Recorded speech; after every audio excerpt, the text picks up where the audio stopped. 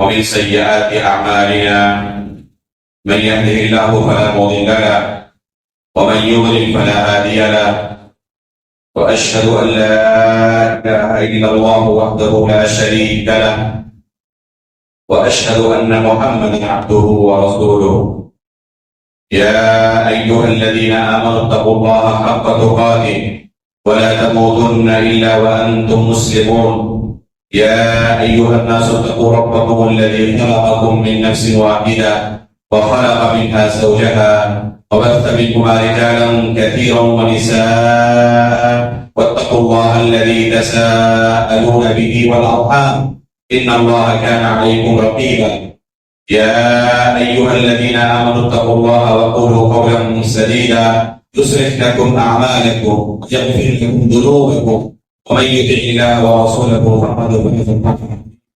أما بعد فإن أصدق الحديث كتاب الله وأحسن الهدي هدي محمد صلى الله عليه وسلم وشر الأمور محدثاتها وكل محدثة بدعة وكل بدعة ضلالة وكل ضلالة في النار. محترم مکرم حاضرین مجلس، اللہ رب العالمین کے فضل و کرم سے انشاءاللہ آج سے ہم باقاعدہ رسول اللہ صلی اللہ علیہ وسلم کی سیرت پیدائش سے لے کر وفات تک یہ سلسلہ شروع کریں گے. اللہ رب العالمین سے دعا ہے اللہ رب العالمین ہماری وقت کے اندر برکت عطا فرمائیں، اخلاص عطا فرمائیں اور ان دروس کو ہمارے میزان حسنات میں شمار فرمائیں. محترم حاضرین، سب سے پہلے ہمیں رسول اللہ صلی اللہ علیہ وسلم کا نسب نامہ اور اس سے پہلے آپ کے اسماء گرامی کو جاننے کی ضرورت ہے. رسول اللہ صلی اللہ علیہ وسلم کے 5 نام صحیح حدیث سے ثابت ہیں: محمد، احمد، ماہی، حاشر اور عاقب. یہ 5 نام رسول اللہ صلی اللہ علیہ وسلم کے صحیح حدیث کے اندر ثابت ہیں. امام مسلم نے اور 2 ناموں کا اضافہ کیا ہے اپنی صحیح کے اندر، مغفا اور نبی الرحمہ کا، لیکن یہ وصف ہے، یہ نام ہے، اس بارے میں اشکال ہے. لیکن یہ 5 نام بطور نام صحیح حدیث کے اندر ثابت ہیں: محمد، احمد، ماہی، حاشر اور عاقب. محمد اور احمد دونوں کا معنی تقریباً برابر ہے، یعنی ایسا آدمی جس کی تعریف کی جائے.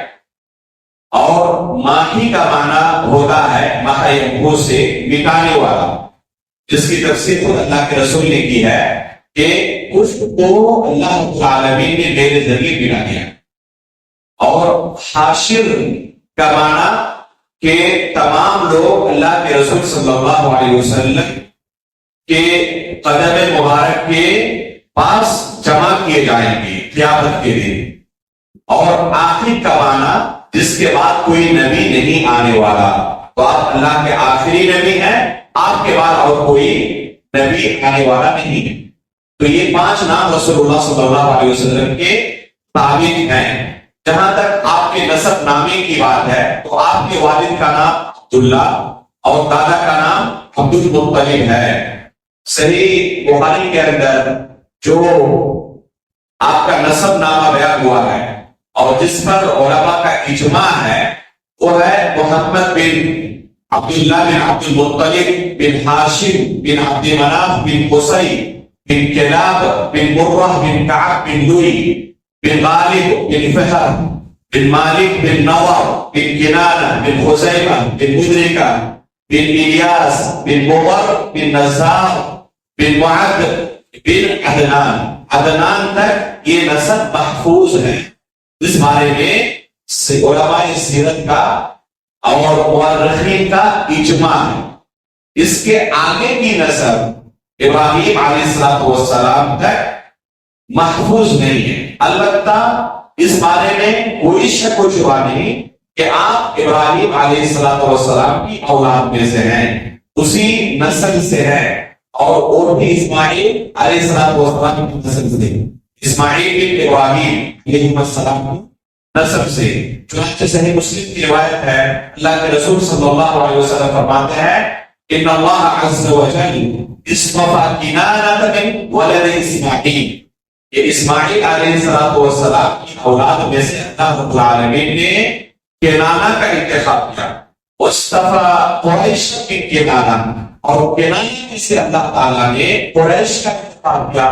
واصطفى من قریش بنی ہاشم، قریش میں سے اللہ تعالیٰ نے بنو ہاشم کا انتخاب کیا. واصطفانی من بنی ہاشم، اور بنو ہاشم میں سے اللہ رب العالمین نے میرا انتخاب کیا. تو یہ صحیح مسلم کی روایت ہے جو اس بات کی دلیل ہے کہ رسول اللہ صلی اللہ علیہ وسلم کو اللہ رب العالمین نے دنیا کے اندر سب سے اعلیٰ اور ارفع نسب سے پیدا کیا تھا. اللہ کے رسول کا جو نسب ہے یہ سب سے اعلیٰ، سب سے شریف اور سب سے اونچا مقام و مرتبہ والا تھا. یہاں تک کہ دشمن بھی اس کی گواہی دیتے تھے. آپ ہرقل کا قصہ یاد کریں، جب ابو سفیان کو انہوں نے اپنے دربار میں طلب کیا تھا، جو اس وقت تک مشرک تھے، کافر تھے، اور طلب کرنے کے بعد اللہ کے رسول کے متعلق بہت سارے سوالات کیے. پیچھے قریش کے دوسرے لوگوں کو بیٹھا دیا کہ اگر یہ کسی سوال کا غلط جواب دے، کذب بیانی سے کام لیں، تو آپ فوراً ٹوک دیں. ابو سفیان کہتے ہیں کہ اگر مجھے اس بات کا خوف نہ ہوتا کہ جھوٹ بولنے کی وجہ سے میں جھوٹا مشہور ہو جاؤں گا تو ضرور کذب بیانی سے کام لیتا، لیکن اس ڈر نے مجھے کذب بیانی سے روکے رکھا اور سچ سچ ہر سوال کا میں نے جواب دیا. تو ان سوالوں میں سے ایک سوال تھا کہ محمد تمہارے درمیان کس طرح کے نسب سے تعلق رکھتے ہیں؟ تو جس کے جواب میں ابو سفیان نے کہا کہ وہ ہمارے اندر سب سے عالی اور سب سے اونچے نسب سے تعلق رکھتے ہیں. تو اس کی گواہی دشمن بھی دیتے تھے کہ اللہ کے رسول کا نسب جو ہے یہ سب سے اعلیٰ اور ارفع ہے، سب سے شریف نسب ہے. اللہ کے رسول صلی اللہ علیہ وسلم یتیمی کی حالت میں پیدا ہوئی، یعنی جب آپ کی پیدائش ہوئی تو اس سے پہلے ہی آپ کے والد ماجد عبداللہ کی وفات ہو چکی تھی. دنیا میں آپ یتیم بن کر آئے اور یتیمی کی حالت میں پیدا ہوئے، جس کا تذکرہ خود اللہ رب العالمین نے قرآن مجید کے اندر کیا ہے.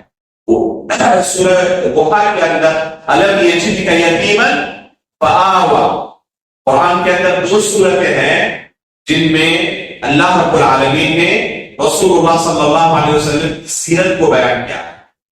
یہ ایک سورۃ الضحیٰ ہے جس میں اللہ کے رسول کی زندگی کے ابتدائی ایام کو اللہ رب العالمین نے بیان کیا ہے. الم یجدک یتیما فآوی، تو اس کے اندر ابتدائی حالت کو اللہ رب العالمین نے بیان کیا ہے، اور آخری زندگی بلکہ وفات کے قصے کو اللہ رب العالمین نے 30ویں پانی کی ایک چھوٹی سی سورہ کے اندر بیان کیا ہے. اذا جاء نصر اللہ والفتح ورأيت الناس يدخلون في دين الله أفواجا فسبح بحمد ربك واستغفر إنه كان توابا. اس سورے کے اندر رسول اللہ صلی اللہ علیہ وسلم کی وفات کی خبر دی گئی ہے، جیسے کہ عبداللہ بن عباس رضی اللہ تعالیٰ عنہ نے اس کی تفسیر کی ہے. یہ چھوٹے سے بچے تھے عبداللہ بن عباس رضی اللہ تعالیٰ عنہ، اللہ کے رسول صلی اللہ علیہ وسلم کے پاس انہوں نے علم حاصل کیا. آپ کی وفات کے بعد صحابہ کرام کے چوکھٹ پر تپتی دوپہری میں بیٹھے رہتے ان سے علم حاصل کرنے کے لیے.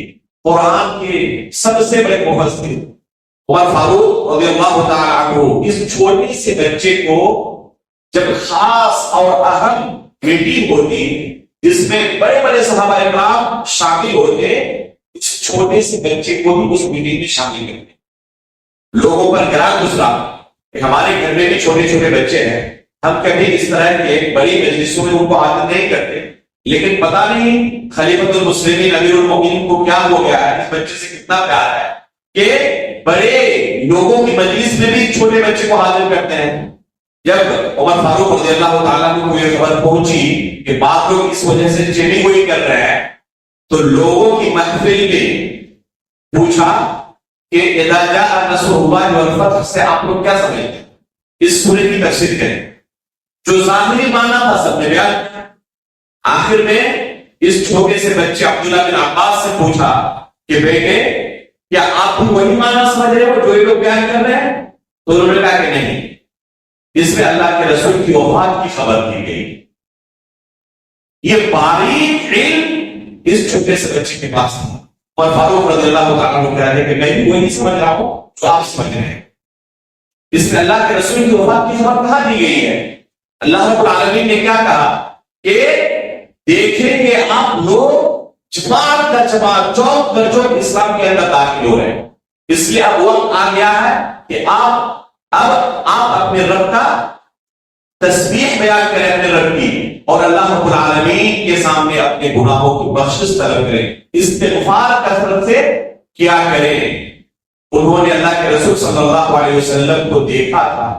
اللہ کے رسول اپنا ہر کام استغفار سے ختم کرتے تھے, اور اللہ رب العالمین اب یہاں اللہ کے رسول کو استغفار کا حکم دے رہے ہیں. اندازہ لگا لیا کہ اسلام کی دعوت پھیلانے کے لیے اللہ کے رسول کو اللہ تعالیٰ نے بھیجا تھا.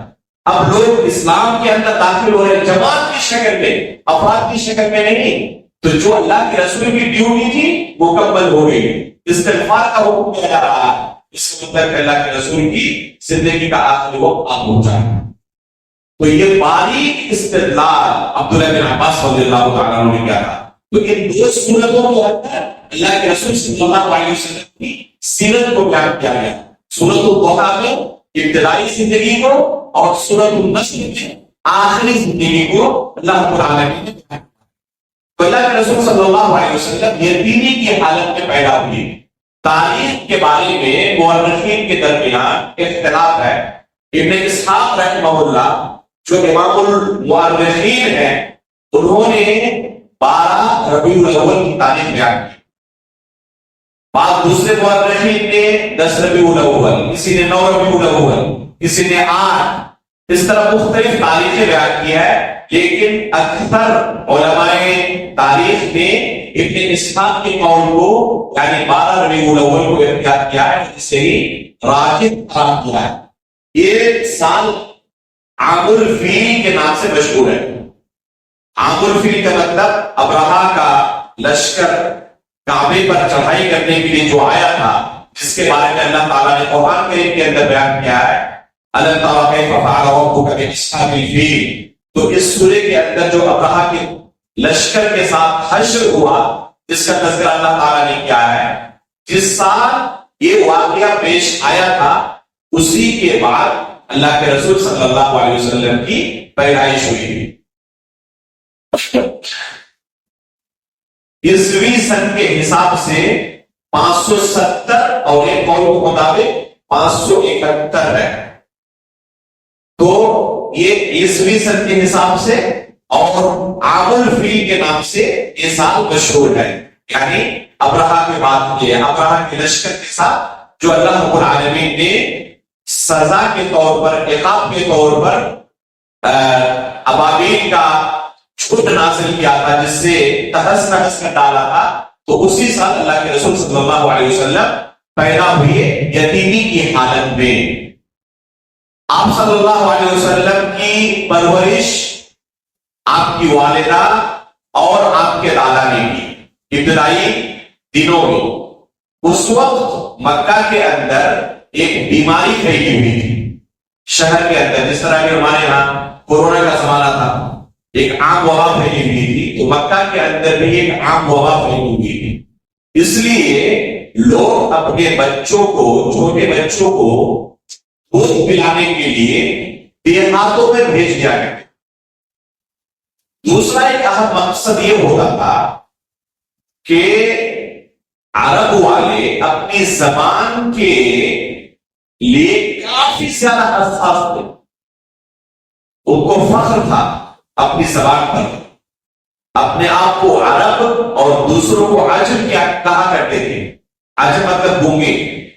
یہ عرب کے علاوہ جو پوری دنیا ہے ان کو عجمی کہتے ہیں, یعنی یہ زبان کے اعتبار سے گونگے ہیں. تو اپنے اوپر یہ فخر کیا کرتے تھے کہ ہماری زبان دنیا کی سب سے صاف ستھری زبان. تو ان کو اپنی زبان کے تعلق سے کافی حساسی ہوتی ہے. عموماً شہر کی جو زبان ہوتی ہے وہ محدود زبان ہوتی ہے. شہر کے اندر ہر طرح کے لوگ آ کر بستے ہیں روزی روٹی کے لیے, اور مختلف علاقوں سے لوگوں کے آنے کی وجہ سے, بسنے کی وجہ سے شہر کی زبان بگڑ جاتی ہے. ایک عام کیفیت آپ پائیں گے زبان کے حوالے سے کہ جو شخص جہاں پر جس ماحول میں پرورش پاتا, زندگی گزارتا ہے, وہاں کے بہت سارے الفاظ سے, لہجے سے وہ متاثر ہوتا ہے. غیر شعوری طور پر اسے لگتا ہے کہ میں متاثر ہو رہا ہوں, لیکن غیر شعوری طور پر وہ متاثر ہوتا ہے. آپ دیکھیں گے آپ کے ہی بچے, دو بچوں میں سے ایک بچہ مدرسے میں پڑھ رہا اور ایک بچہ انگلش اسکول میں پڑھ رہا. دونوں اردو بول رہے ہیں, وہ تو پائیں گے جو بچہ انگلش اسکول میں پڑھ رہا ہے اس کی زبان میں بکثرت انگریزی کے الفاظ, اردو بولتے ہوئے وہاں پر انگریزی کے الفاظ بولے, اور جو بچہ مدرسے میں پڑھ رہا ہے عربی اور فارسی کے الفاظ بولے. یہ ماحول کا اثر ہے. تو غیر شعوری طور پر جس ماحول میں جو رہتا ہے اس کے بہت سارے الفاظ اس کی زبان میں آ جاتے ہیں. یہاں آپ لوگوں کے علاقے میں کیلے کو موز کہتے ہیں اور وہ سمجھتے نہیں, حالانکہ خالص عربی لفظ ہے. مشرقی شمال ہند میں آپ چلے جائیں اور کیلے کو موز کہیں کوئی نہیں سمجھتا ہے.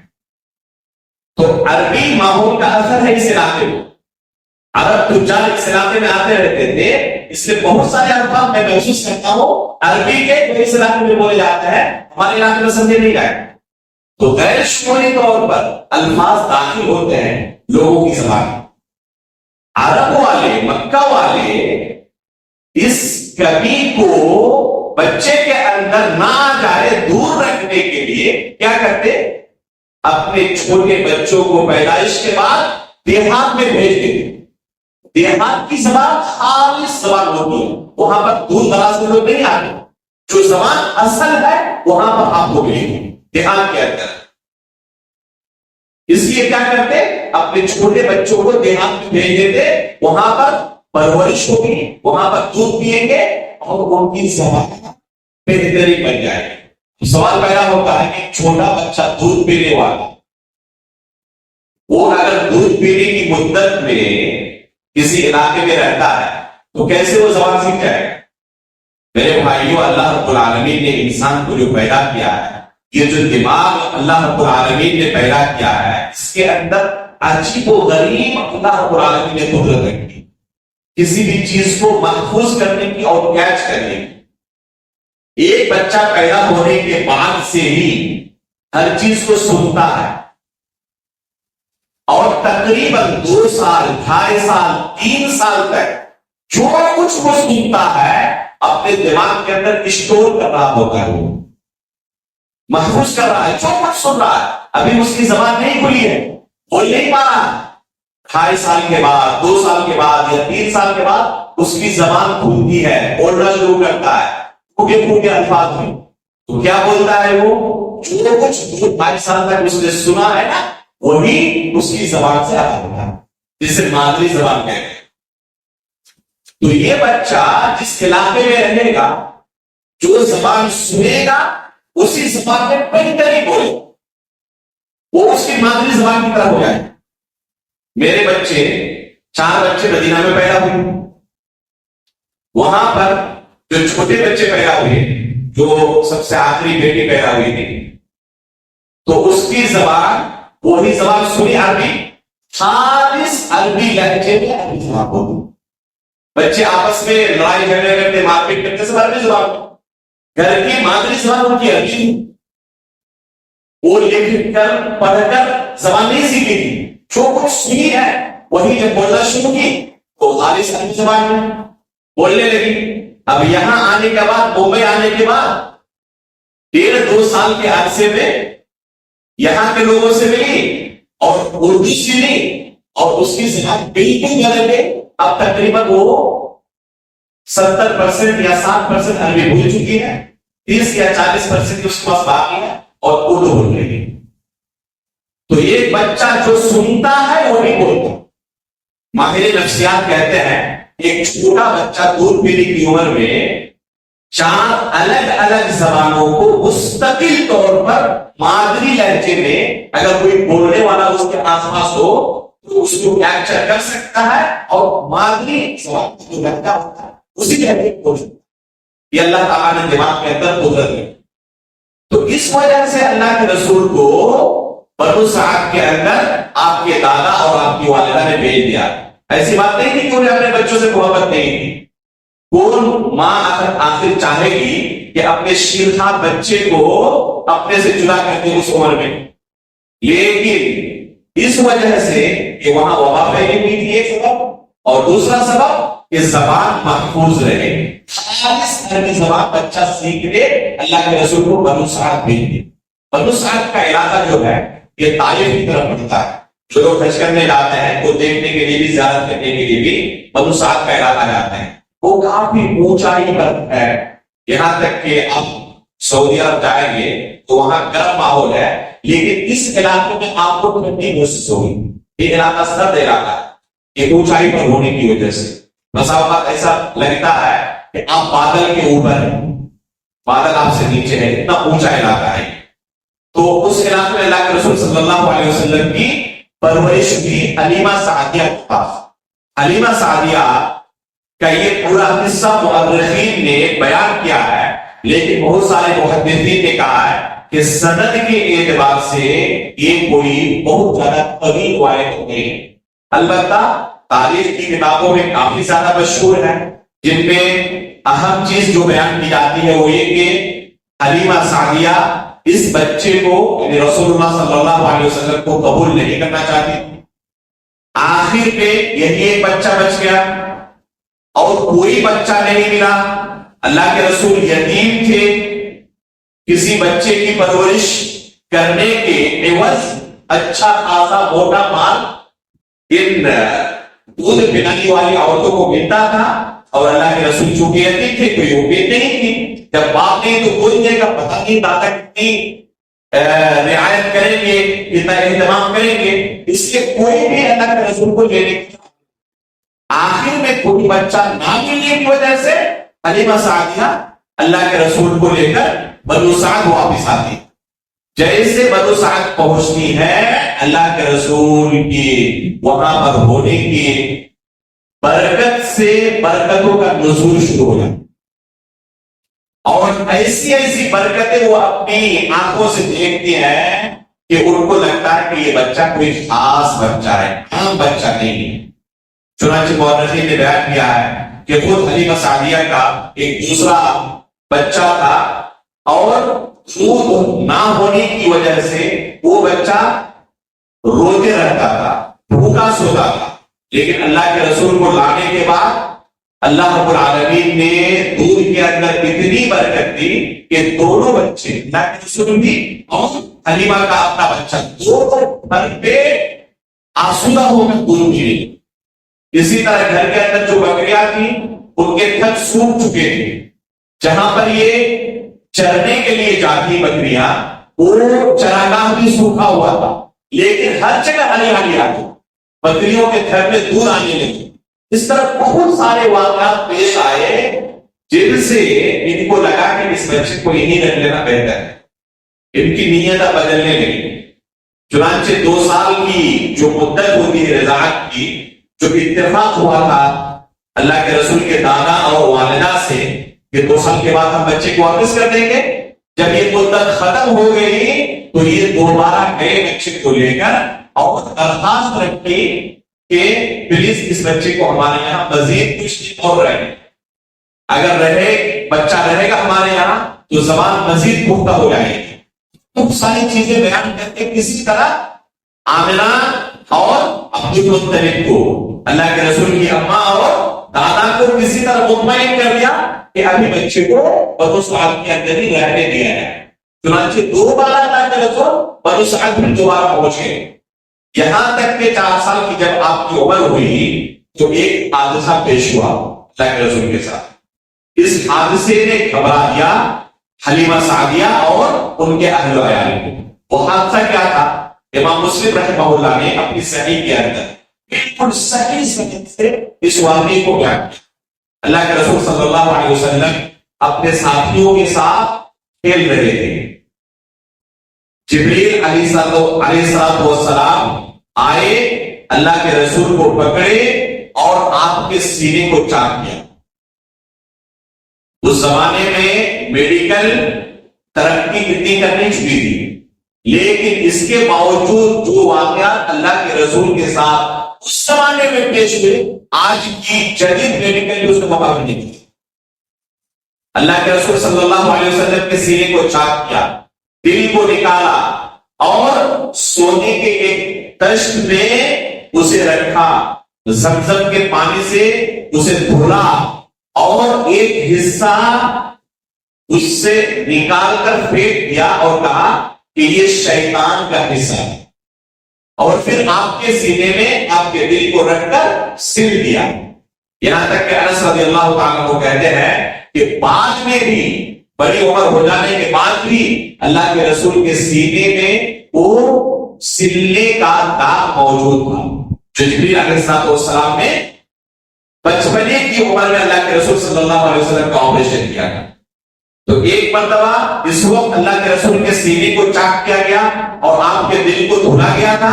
دوسری بات، اسراء اور معراج کے موقع پر بھی صحیح سند سے مروی ہے کہ آپ صلی اللہ علیہ وسلم کے سینے کو چاک کیا گیا تھا اور پھر اسے دھل کر دوبارہ آپ کے سینے میں آپ کے دل کو رکھا گیا تھا۔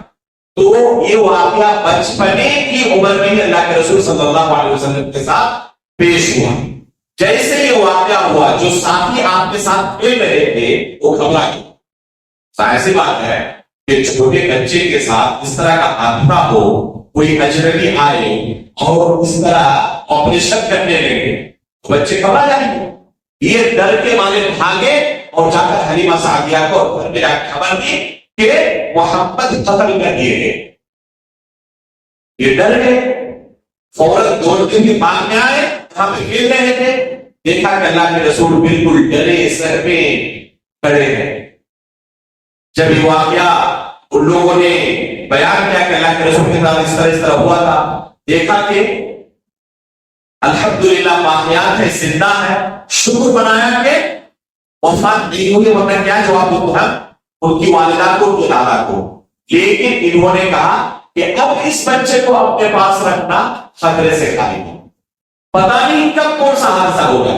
جب سے یہ بچہ آ رہا ہے، عجیب و غریب طرح کی چیزیں ہوئی، ہر چیز ایک الگ طرح کی نظر آ رہی ہے، یہاں تک کہ یہ حادثہ ہو گیا، کبھی بھی کوئی بھی حادثہ ہو سکتا ہے اور اس کے ذمہ دار ہم ٹھہرائے جائیں گے، اس لیے مزید اس بچے کو اپنے یہاں رکھنا خطرے سے خالی ہے۔ چنانچہ فوراً مکہ گئے اور اللہ کے رسول صلی اللہ علیہ وسلم کو ان کی والدہ کو سونپ دیا۔ تو 4 سال کی عمر میں اللہ کے رسول کے ساتھ یہ حادثہ ہو چکا تھا، اور پھر اس کے بعد 2 بار اللہ کے رسول مکہ واپس آ گئے، تو آپ کا آبائی وقت تھا۔ اس کے بعد اللہ کے رسول صلی اللہ علیہ وسلم کی جب عمر 6 سال کی ہوئی تو آپ کی والدہ جو اصل مدینے کی تھی، آپ کی والدہ مدینے کی بیٹی تھی، بنو نجار کی، تو اپنے شوہر کے قبر کی زیارت کے لیے مدینے آئی، جن کی قبر مدینے کے راستے میں تھی۔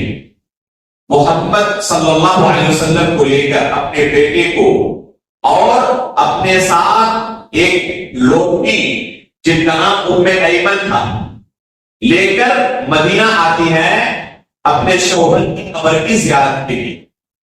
زیارت کرنے کے بعد جب واپس آتی ہے، جو مکہ سے مدینے کا پرانا راستہ تھا، عموماً جسے اب لوگ اختیار نہیں کرتے، یہ یمبو سے ہو کر گزرتا ہے، یمبو سے ہو کر آپ ابوا ہوتے ہوئے چھپا ہوتے ہوئے مکہ پہنچیں گے۔ اس راستے سے سفر کیا ہے؟ عموماً جو لوگ مکہ جاتے ہیں مدینے سے، اب طریق الہجرتین سے جاتے ہیں، جو کہ بہت شارٹ کٹ ہے، بہت اچھا راستہ سعودی عرب کی حکومت نے بنا دیا، لیکن جو پرانا راستہ تھا، اس راستے سے آمنہ اپنے بیٹے اور ام ایمن اپنی لوٹی کو لے کر اس راستے سے واپس ہوتی ہے. ابوا کے مقام پر پہنچنے کے بعد آمنہ کی وفات ہو جاتی ہے. اللہ کے رسول صلی اللہ علیہ وسلم کی ابوا کے مقام پر وفات ہو جاتی ہے اور پھر ام ایمن اللہ کے رسول صلی اللہ علیہ وسلم کو ساتھ لے کر مکہ پہنچتی. تو اس طریقے سے حادثہ ہوتا ہے راستے کے اندر. گئے تھے والد کی قبر کی زیارت کے لیے لیکن راستے میں اماں کو بھی اللہ کے رسول کھو دیتے ہیں. تو آپ کی قبر ابوا کے علاقے میں ہے. بہت سارے عمرہ کرنے والے حج کرنے والے زیارت کے لیے جاتے بھی ہیں لیکن حقیقت میں کون سی قبر ہے تعین کے ساتھ کہنا مشکل ہے. بہت سارے لوگ بہت کچھ بتاتے ہیں لیکن یقین کے ساتھ کہنا کہ یہی قبر ہے یہ مشکل ہے. البتہ اس علاقے میں آمنہ کی قبر ہے. اللہ کے رسول صلی اللہ علیہ وسلم پھر دوبارہ مکہ پہنچتے ہیں اور عبدالمطلب جو آپ کے دادا تھے ان کی کفالت میں 2 سال تک ہیں. یہاں تک کہ 8 سال کی جب عمر ہوتی ہے تو آپ کے دادا بھی دنیا سے رخصت ہو جاتے ہیں اور تقریباً ان کی عمر 80 سے اس وقت زیادہ. دادا عبدالمطلب کی عمر تقریباً 80-82 سال کی تھی جب وہ دنیا سے رخصت ہو جاتے ہیں اور رخصتی سے پہلے اپنے ہی لڑکے ابو طالب یعنی جو اللہ کے رسول کے چچا ہوتے ان کے ذمے کر کے وصیت کر کے جاتے ہیں کہ اب اس بچے کی پرورش آپ کو کرنی. ابو طالب یہ اللہ کے رسول کے سگے چچا یعنی اللہ کے رسول کے والد عبداللہ اور ابو طالب یہ دونوں سگے بھائی تھے. ان دونوں کے والدہ دو تھے. ایسا نہیں کہ ماں جایا بھائی ہو یا باپ کے حساب سے صرف بھائی ہو جسے اخیافی اور اللہ کی کہتے ہیں. ایسا نہیں تھا بلکہ سگے بھائی تھے. تو ابو طالب کے حوالے کر کے عبدالمطلب دنیا سے رخصت ہو جاتے ہیں. باقی پوری زندگی رسول اللہ صلی اللہ علیہ وسلم کی ابو طالب کی کفالت میں گزری. تو اللہ کے رسول صلی اللہ علیہ وسلم یتیمی کی حالت میں پرورش پائی. اس سے ہمیں کیا سبق ملتا ہے کہ اللہ رب العالمین جسے چاہے وہ یتیم ہی کیوں نہ ہو اس کی حفاظت کرتا ہے. اور جس کی حفاظت اللہ رب العالمین کرے چاہے دنیاوی وسائل دانوی طور پر ساتھ نہ دے کوئی اسے کامیابی کے راستے تک پہنچنے میں کوئی چیز روک نہیں سکتی. کوئی چیز رکاوٹ نہیں ہوتی. چنانچہ اللہ کے رسول یتیمی کی حالت میں دنیا میں آتے ہیں. 6 سال کی عمر میں والدہ گزر جاتی ہے. 8 سال کی عمر میں دادا گزر جاتے ہیں. اس کے باوجود بھی اللہ کے رسول صلی اللہ علیہ وسلم کو اس اعلیٰ اور ارفع مقام و مرتبہ تک پہنچنے سے کوئی چیز روک نہیں. تو اللہ رب العالمین اگر کسی کی حفاظت کرے تو اسے کسی بھی اونچے مقام تک پہنچنے سے کوئی چیز روک نہیں سکتی. موسیٰ علیہ السلام کا قصہ بھی تقریباً اسی طرح ہے. فرعون کے گھر میں اللہ رب العالمین نے موسیٰ علیہ السلام کی پرورش کی. اسی طرح آپ پائیں گے علماء اکرام کی سیرت میں بہت سارے علماء اکرام ایسے گزرے ہیں جو یتیمی کی زندگی گزارے لیکن اللہ رب العالمین نے اپنے وقت کو انہیں امام بنایا. جیسے حافظ ابن حجر رحمہ اللہ 55 کی عمر میں والد کی وفات ہو گئی. چند سالوں کے بعد اماں بھی دنیا سے گزر گئی. تقریباً 5-6 سال کی عمر میں والد سے والدہ سے دونوں سے محروم ہو گئی. اس کے باوجود حافظ ابن حجر رحمہ اللہ تقریباً 12 سال کی عمر میں خانہ کعبہ کے اندر مکہ مکرمہ میں حالانکہ تھے مصر کی 12 سال کی عمر میں خانہ کعبہ میں تراویح کی نماز پڑھائے. یہ مقام اللہ تعالیٰ نے حافظ ابن حجر کو عطا کیا. تو اللہ رب العالمین جسے چاہے اس کی حفاظت کرتا ہے اور اسے کوئی بھی دنیاوی ظاہری چیزیں وسائل نہ ہونے کے باوجود روک نہیں سکتے. اس لیے اللہ رب العالمین سے ہمیشہ انسان کو دعا کرنی چاہیے. ضروری نہیں کہ کسی کے والدین ہو تو بہت اونچا مقام تک بچہ پہنچ جائے اور کسی کے والدین کی وفات ہو گئی تو بچہ برباد ہو جائے گا. اللہ رب العالمین حفاظت کرنے والا ہے. اللہ رب العالمین سے دعا کرنا چاہیے. دوسری ایک نصیحت یہ ملتی ہے کہ اگر کسی کے سامنے وسائل کی کمی ہو تو اس سے کسی کو ہمت نہیں ہارنی چاہیے. جو کچھ اللہ رب العالمین نے آپ کو دیا ہے آگے بڑھنے کی کوشش کریں. ہمت کرنے والوں کو بھی ہار نہیں ہوتی. اکثر و بیشتر کامیابیاں اسی طرح کی مشکلات میں پانی. اسی طرح ایک درس یہ ملتا ہے کہ رسول اللہ صلی اللہ علیہ وسلم کو اللہ رب العالمین نے یتیم بنا کر دنیا میں بھیجا تاکہ آپ دوسرے محتاج، بے بس، بے کس، اس طرح کے مجبور لوگوں کی حالت ذات کا صحیح اندازہ لگا سکیں. ایک انسان جو اس طرح کی مشکلات کی زندگی سے خود گزرا ہو وہ ان مصیبت زدہ لوگوں کی پریشانیوں کا صحیح اندازہ بنسبت اس کے جس نے کبھی کوئی مصیبت دیکھی ہی نہ ہو، ہمیشہ نعمتوں کے اندر پرورش ہوئی ہو تو اسے مصیبتوں کا کوئی اندازہ نہیں ہو. اللہ کے رسول صلی اللہ علیہ وسلم نے مصیبت کی زندگی گزاری، اس لیے آپ کو ہمیشہ ان مصیبتوں کا ادراک تھا اور زندگی بھر اللہ کے رسول اسی طرح بے کسوں کا سہارا بنتے رہے. یہاں تک کہ پہلی وحی کے نازل ہونے کے بعد جب گھبرائے ہوئے آئی خدیجہ رضی اللہ تعالیٰ عنہ کے پاس تو ہمت دلاتے ہوئے خدیجہ رضی اللہ تعالیٰ عنہ نے کیا کہا تھا کہ اللہ رب العالمین آپ کو اس طرح بے سہارا، بے نہیں چھوڑے گا، بے مددگار نہیں چھوڑے گا. انک لتصل الرحم. آپ کے اندر جو خوبیاں ہیں وہ ایسی خوبیاں ہیں کہ جن کے پاس یہ خوبیاں رہتی ہیں اللہ رب العالمین تمہیں برباد نہیں کرتا. آپ صلہ رحمی کرتے ہیں، جو محتاج ہیں ان کی مدد کرتے ہیں، جو آپس میں لڑ رہے ہو، جھگڑ رہے ہو، ان کے درمیان صلح کراتے ہیں. کوئی شخص پریشان حال ہو تو ان کا بوجھ دھو. کوئی کمانے نہ جانتا ہو تو آپ ان کو کما کر دیتے ہو. تو یہ جو آپ کے اندر خوبیاں ہیں ان خوبیوں کے مالک کو اللہ رب العالمین کبھی برباد نہیں کرتا. تو اللہ کے رسول صلی اللہ علیہ وسلم کے پاس یہ خوبیاں بچپنے کی عمر سے موجود ہیں. اسی طرح کی زندگی اللہ کے رسول نے گزاری. پرورش کے مصیبت کے حالات میں اللہ کے رسول کی ہوئی. اس کے بعد آگے کی اللہ کے رسول کی زندگی ابو طالب کی کفالت میں کیسے گزری اور کون سے ایسے واقعات پیش ہوئے جن سے ابتدائی طور پر لوگوں کو اندازہ ہو چکا ہے کہ یہ کچھ بڑے ہونے والے، یہ عام بچوں کی طرح نہیں ہے بلکہ الگ ان کے ساتھ کچھ ہونے والا ہے.